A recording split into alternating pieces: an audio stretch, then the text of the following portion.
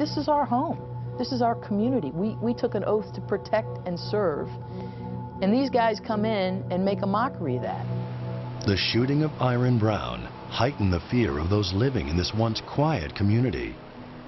It's almost like the form of the terrorism you see out there. You see the looks of people out here. It's just uncontrolled fear right now.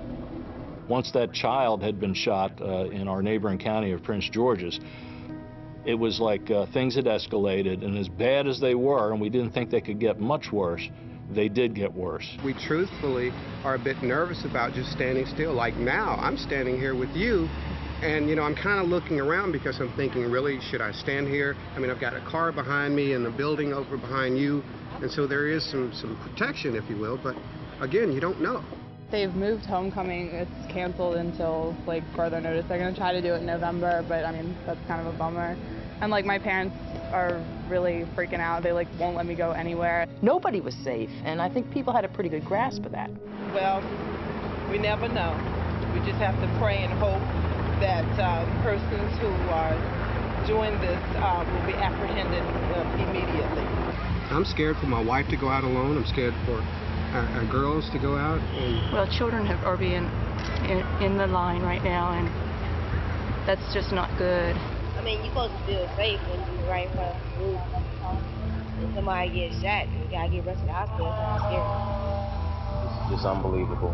And there's no sense you can put to this. I mean, it's just a random act of violence in the most serene neighborhood you can possibly have. It's terrible. They need to find him. They really definitely need to find him. It's taking them too long to find him. We were pressed more and more. In fact, my own wife started to not believe me, saying, you know, are our kids safe? And I couldn't answer that because I didn't know. Ever since everything started, I haven't been allowed to go anywhere. I've been in my house.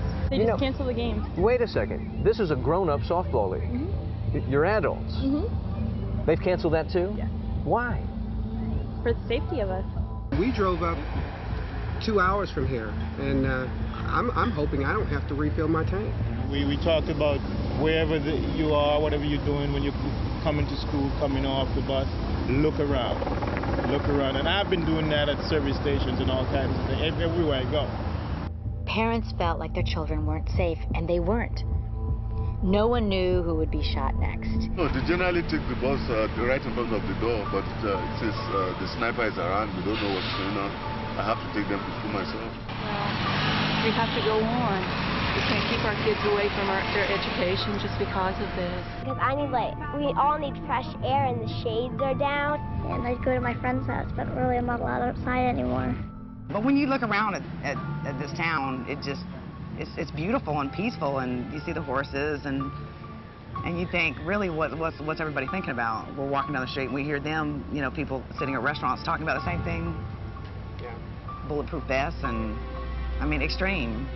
Because it's the fear of not knowing, you know, could he be anywhere? Hopefully that this craziness stops today. Knowing the full effect of these tragedies on the community he'd vowed to protect, the pressure began to mount for Chief Moose. Stepping over the line, shooting a kid. I guess it's getting to be really, really personal now.